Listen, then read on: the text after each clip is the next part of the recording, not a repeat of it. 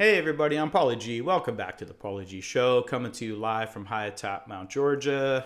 How are you all doing? So glad to be back here with you. Thank you so much for tuning in. Happy New Year 2024. I hope you're having a great holiday season. For me, I've had another recent surgery, so that's a couple for this year, or last year as it is now. And glad that's over with, and I'm looking forward to some good health starting out in 2024. I want to thank my friends and family out there for all your love and support. Greatly appreciated, and looking forward to some good health next year, and I hope that you and your family also have a great, healthy, and happy new year. But we're here today to talk about bone pins and whether or not they are kind of a factor in the sound of a guitar. So when you buy an electric guitar and you have issues with it, I think there's a lot more opportunity to fix things. Like if you're not really necessarily that thrilled with the sound, you can always change out the pickups or the electronics. The action is a lot more adjustable on an electric guitar, but on an acoustic, there's really not a lot of opportunity. If the guitar isn't starting off, that pretty well built, there's not a lot of opportunity to improve it, because if it's misshapen or it's not, there's not a lot of places where you can fix that. But there are some things that we can do to improve ones that are good to take them to great, right? And maybe this bone pin thing is the way to go. So we'll kind of see that, maybe together today. So more and more I'm noticing that, especially in guitars in this price range, and this is the Guild F250E that I featured in the Jumbo Shootout. And this guitar, punches way out of its weight class in terms of sound. I'm just amazed constantly at how good it is for the price, because it's an imported guitar. It's not expensive, well under $1,000, probably more in the $600 or $700 range now. And it's a fantastic guitar for that price. But even still, there's things that aren't quite to the next level. And for example, it has plastic pins on it. It has a bone nut and a bone saddle, but plastic pins. And a lot of guitars in this price range are going to have plastic pins on them. In fact, I'm actually starting to notice a little bit more even from some Gibson USA guitars that I'm seeing had plastic pins on them, which is really surprising because it's not an expensive upgrade at all. The retail price on a set of bone pins is probably around $20, maybe a little bit more if you want some decorative ones, with abalone inlays and things. But you should really not pay much more than $20. In fact, sometimes way less and that's retail for a set of bone pins. So why they're not putting them on more guitars, I don't know. I know every dollar counts when it comes to manufacturing, but still in all, it just seems like, they should be doing that, but they don't. So there's a good chance if you have a guitar that is imported or you didn't pay a lot of money for, it might very well have plastic pins. So if you're not sure, I'm going to talk a little bit about how you can be absolutely certain whether or not your pins are plastic. So plastic parts, all plastic parts or most that are in your life, whether they're guitar pins or just anything around the house, are more often than not made with a process known as injection molding. So injection molding is you have a mold which is made of an A half and a B half, as it's known in the industry. And I'll show you a picture of the inside of an injection mold right here so you can see what I'm talking about.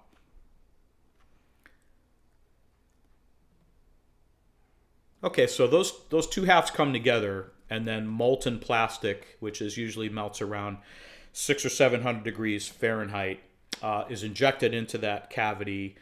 And as it goes into the mold, it cools and hardens and turns into the hard plastic part that you have.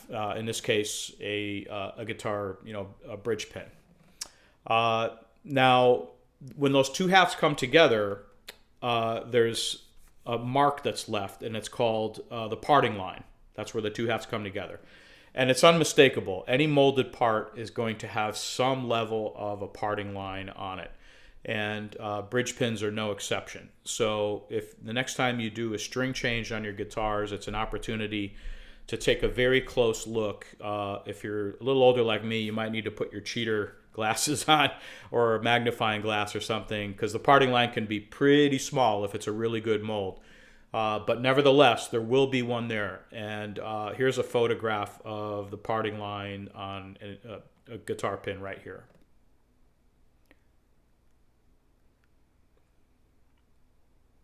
Yeah, so if you see that line, you can be 1000% sure that's a plastic pin. There's no mistake in that. That would never be visible on a bone pin or a tusk pin or any natural, material, rosewood pin or ebony pin. Only on molded plastic pins. So there is one other thing that's really a dead giveaway too, and that's the deformation of the edges of the guitar string slot, as I'll show you in this photograph here.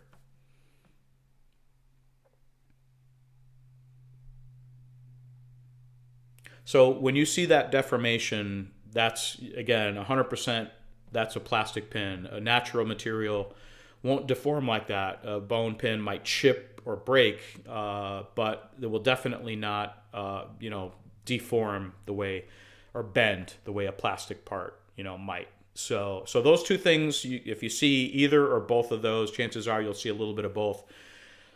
You can be absolutely certain that you've got plastic pins. Now, you want to decide whether or not you want to upgrade. And if you do decide, there's any number of places you can get bone pins, eBay, Reverb. There's plenty of them around, and the prices, again, range from around, I've seen them as cheap as maybe $10 up to, again, if you get into decorative stuff, $20, $25. But all in all, not a very expensive, endeavor at all to do. There is one other thing that I'll recommend if you're going to change the pins on any guitar. The pins that are in there now, which are probably original equipment, especially if they're plastic, were shaped, and the bridge was shaped to, conform to the diameter and the taper of those pins. And what might happen is when you get a new set of pins, say a set of bone pins, and you go to install them, you'll notice that there might be a very big gap. The pin is not seating all the way down or close enough onto the bridge as the previous pins did. And that's because the taper and or the diameter of the bridge pin hole is too small for the new pins that you have. So if that's true, you're going to need one of these. And it's called a luthier cutting tool. To me, it's a tapered reamer. That's what, machinists, I studied to be a tool maker. That's what we would call this, a tapered reamer. But basically what it is a cutting tool that you can use to open up diameters and tapers of holes around the guitar. You can do the bridge pin holes. You can do the holes for your strap pegs, your tuning machines, things like that. But what you want to do, if you need to do it, and you can get these, I got this one on Amazon. Here's a photo of the box that this came in.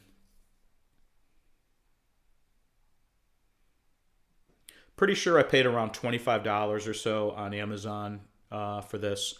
If you get them from StewMac, like everything else, they're going to be a little more expensive. But this one works great. You're not going to use it every day, so it's not something that you necessarily want to spend a lot of money on. But you're going to want to have one around if you're going to change pins, because what you want to do is, if that pin is sticking way, way up above the bridge, you want to insert this and just really, really carefully just give it a few turns, remove, I'm talking about thousandths of an inch of material from the hole, and then try the pin again, and do it gradually to work it to where the pin sits flush or close to flush with the bridge. But, you don't want to go in there and just rip the hole too big, right? So be careful. It's kind of like adjusting your truss rod. You don't go in there and start cranking it around 3 or 4 times, but you turn it about a half a turn.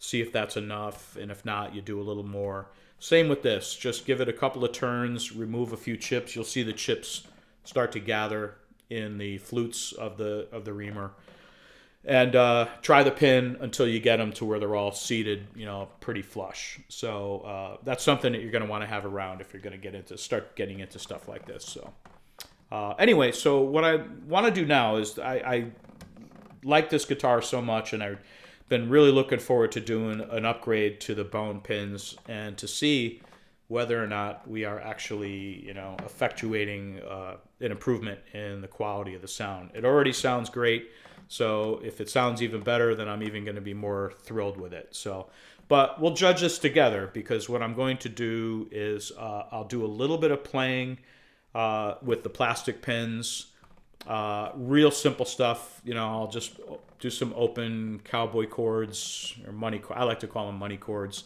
because people make a lot of money playing. But I'll do some really simple playing and then I'll change out the pins to the bone pins and just do a side-by-side comparison. I'll try to keep the EQ levels and everything exactly the same, so no changes there. Fresh set of Martin Light strings. I always use Martin Lights, so there's no difference in strings. Same diameter strings. Everything will be the same. The only thing that'll be different is the plastic versus the bone pins.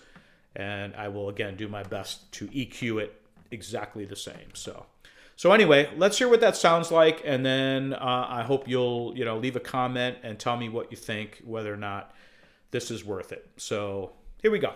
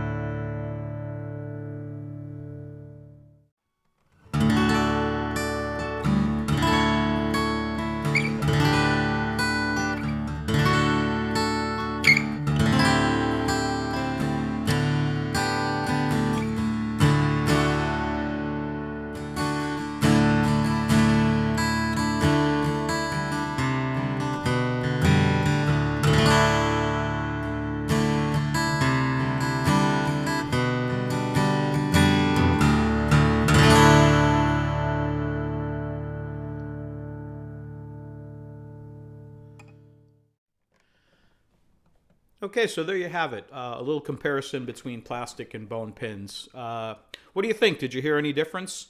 I know for me, I noticed quite a bit of difference in the playing from the playing position. I definitely noticed a little more brightness and a lot more resonance and tone, especially in the bass notes. Uh, but the differences, were subtle. I'll say that.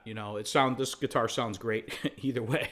But I think maybe it could be guitar dependent. It started to occur to me that a big guitar like this, the differences may not be as obvious. So it may be more impactful on a smaller size, even a dreadnought or smaller.